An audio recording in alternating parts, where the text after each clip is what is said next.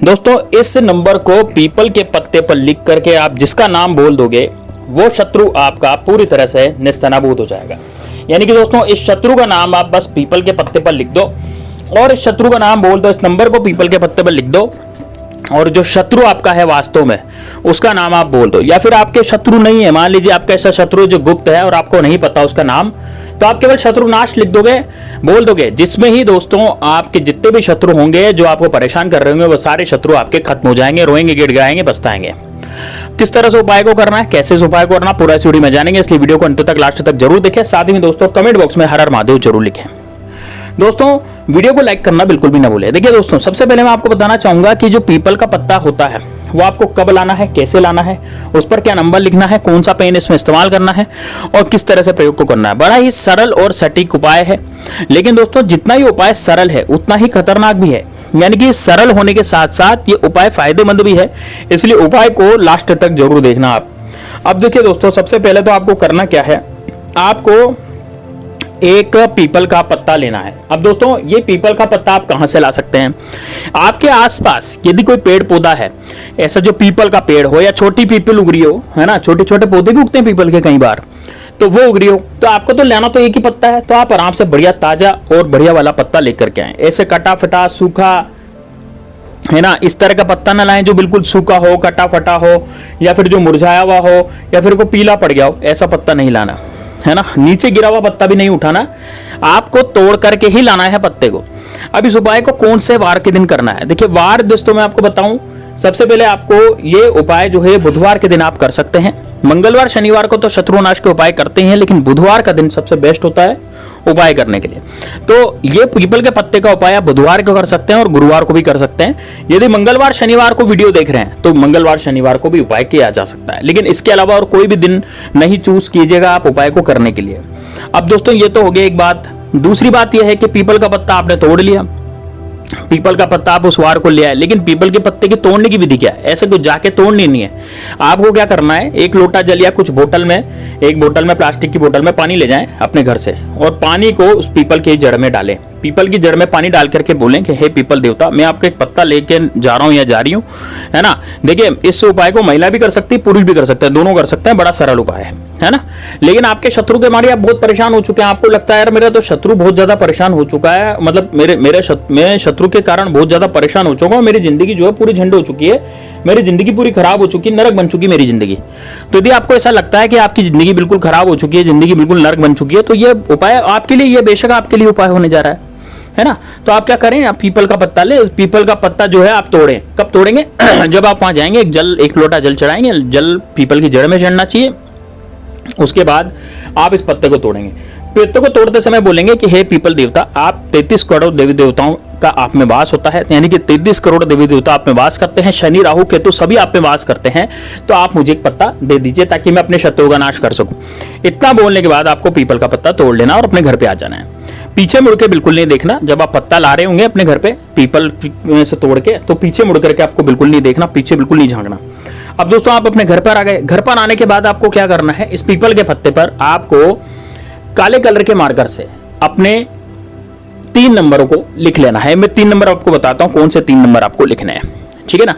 लेकिन एक चीज बता दूं दोस्तों, यदि कोई शत्रु ऐसा है जो आपकी जान पर ही बना है, यानी कि वो शत्रु जो है आपकी जान ही ले लेना चाहता है, आपको खत्म कर देना चाहता है, आपको मार गिराना चाहता है, ऐसा शत्रु जो आपको पूरी तरह से बर्बाद कर देना चाहता है, यानी कि कोई पड़ोसी है जो जबरदस्ती आपकी प्रॉपर्टी लूटने के चक्कर में लग रहा है, आते जाते आपको गाली गलौज करता है, जबरदस्ती आपको मारने की धमकी देता है, आपको मार गिराने का प्रयास करता है, ऐसा शत्रु जो आपको पूरी तरह से बर्बाद कर देना चाहता है, आपको मार देना चाहता है, आपको खत्म कर देना चाहता है, इस तरह का शत्रु यदि आपके पीछे पड़ गया है, इस तरह का शत्रु यदि आपके पीछे ऐसे पर हाथ धो करके पड़ गया है कि अब वो शत्रु तो आपको चैन से जीने नहीं देगा, यदि ऐसा शत्रु आपके पीछे पड़ गया है तो दोस्तों ये उपाय सिर्फ और सिर्फ आपके लिए है।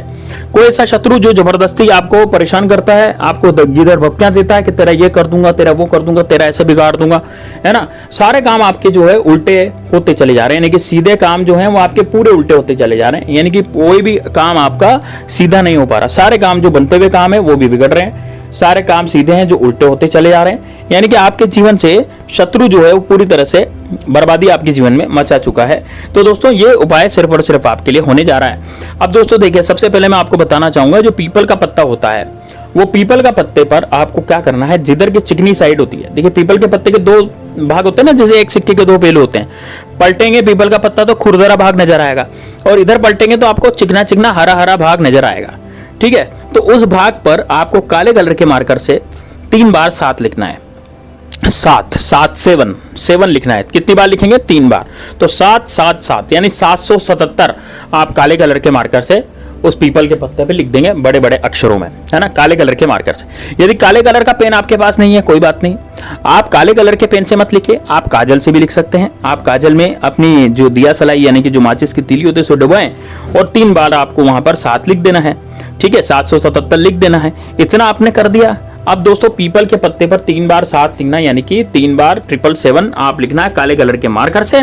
और काले कलर के मार्कर से 777 लिखने के बाद आपको क्या करना है, जब आप 777 लिख लें तो इस पत्ते को अपने सीधे हाथ में उठाएं, सीधे हाथ में पत्ते को उठाएं और सीधे हाथ में पत्ते को उठा करके अपने शत्रु का नाम लें।